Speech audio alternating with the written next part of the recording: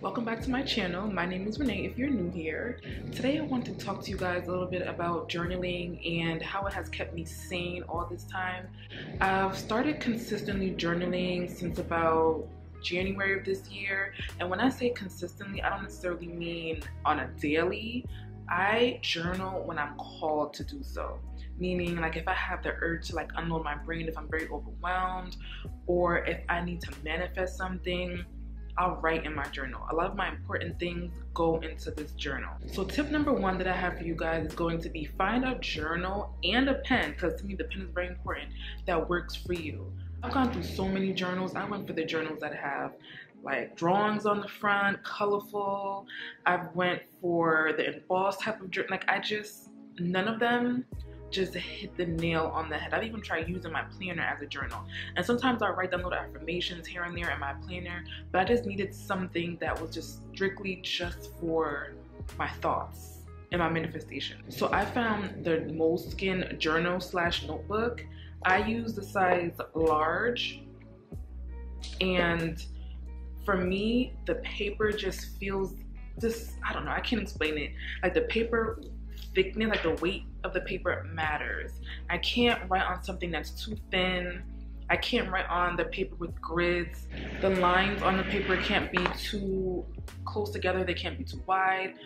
The color of the paper matters. I like a more antique finish to my paper, as well as the pen.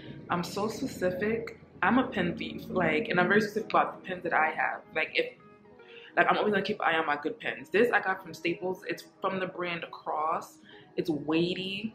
The ballpoint, I don't remember exactly the actual millimeters, but I'm very specific on the ballpoint of my pens. I need a pen that writes smooth, and I need the paper to just feel a certain way, because when my thoughts are going, I need to be able to get my thoughts out of my head.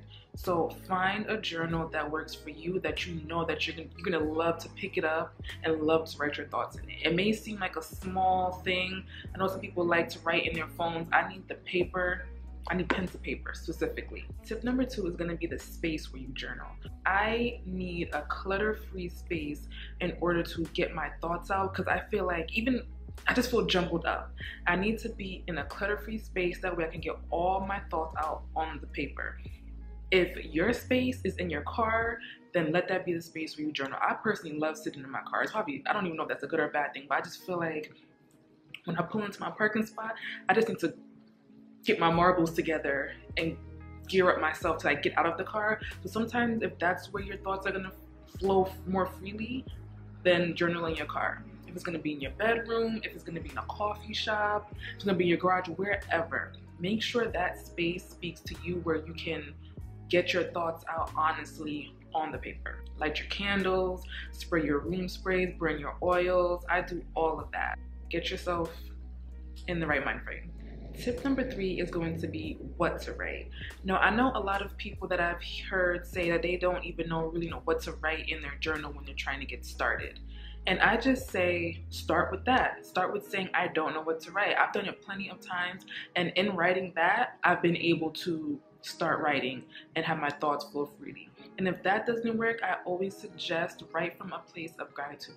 Let's say you're very overwhelmed and you just have your mind running a million miles an hour. Life is lifing like it is for a lot of us right now. Start thinking about the good things that are going on in your life. Think about the things that you're grateful for. And I find that in that moment, you're able to see like how lucky you really are. You're able to see things on the brighter side. And I feel like it changes your vibration once you start to focus more on the good things.